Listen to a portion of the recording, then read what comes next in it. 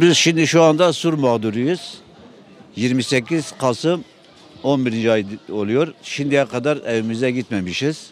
Bizim bazı arkadaşların hiç mesela 5 aydır evde olmadığından dolayı onlara elektrik faturası yüksek düzeyde gelmiş. Daha evvelden mesela geliyordu 30 milyon, 20 milyon her neyse geliyordu. Ama şimdi gelmiş bazı arkadaşlara 800, bazılarına 1,5 milyar, bazılarına şöyle. Bunlar elektrik kurumundaki gelen kişiler kapıları bazen açık olup da olmayanların hemen fişlerini kesiyorlar, içeriye atıyorlar. Vatandaş da mağdurdur. Zaten 5 aydır vatandaş mağdur olmuş. Bir de ikinci bir mağduriyetten de artık Türkiye Elektrik Kurumu'nun vicdanına kalmış bir şeydir. Mesela biz kendi saatlerimizde veya da diğer arkadaşların saatlerini alıp tekrar kontrol yapacağız. Eğer fahiş bir fiyat olursa hepimiz birlikte TEDAŞ'ı gerekirse mahkemeye de verme ihtimalimiz de olabilir yani. Elektrik faturalarının üzerine bir düzelme olması lazım yani. Yani vatandaş gelen TEDAŞ'tan gelen arkadaşlar hiç son endekse, ilk endekse bakmasızdır. Hemen fişlerini kesip kapların altına atmışlar.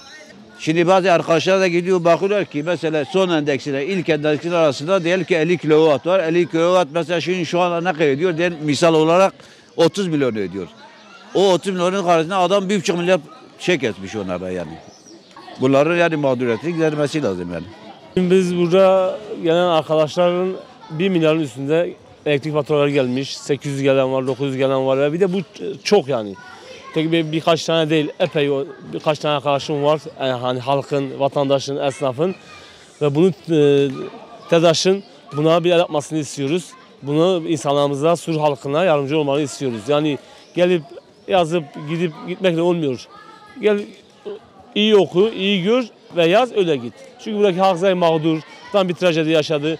Biz herkesten destek bekliyoruz ve bu olaylar bizim buradaki halkı üzüyor. Bu devran devlet yetkililerine sesleniyoruz. TEDAŞ yetkililerine bir görüşsünler, buradaki halkın mağduriyetini gidersinler inşallah.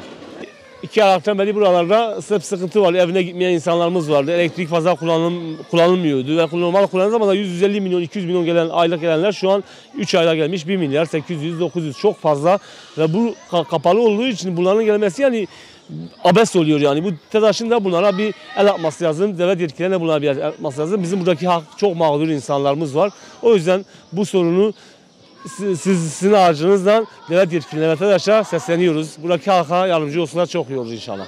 5. ayın 5. ayıdır ev 4 ay boş kaldığı halde su elektrik parası 800 milyon para gelmiş. 1 aydır evdeyim.